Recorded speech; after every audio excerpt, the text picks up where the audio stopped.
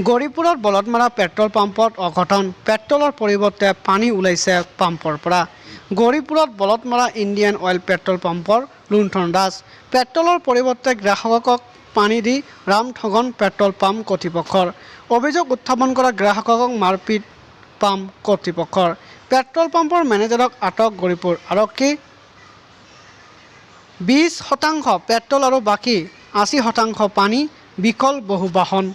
Gauripur Baladmara Indian oil petrol pump কৰ্তৃপক্ষৰ বিৰুদ্ধে গুণ্ডাগিৰি কৰাৰ অভিযোগ।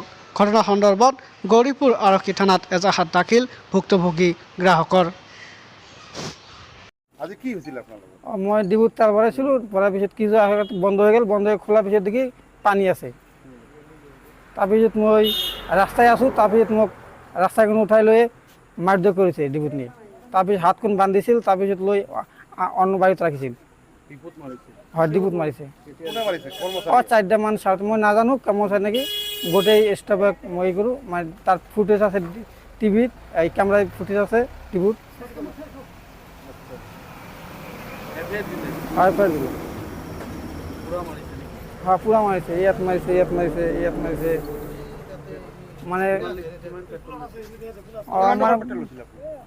ফুল টেংকি মাৰিছিলোঁ, মানে গোটেই খালি 4310 টকামান। মানে ফুল বাইকত লৈছিলোঁ, এটাই জাকিনত লৈছিলোঁ। কাটলামাৰী। শরীফ ইসলাম প্রধানী।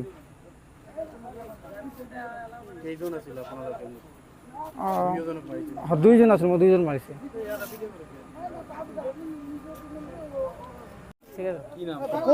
আমার নাম সালমান হোসেন, ঘর মাদ্রাসা।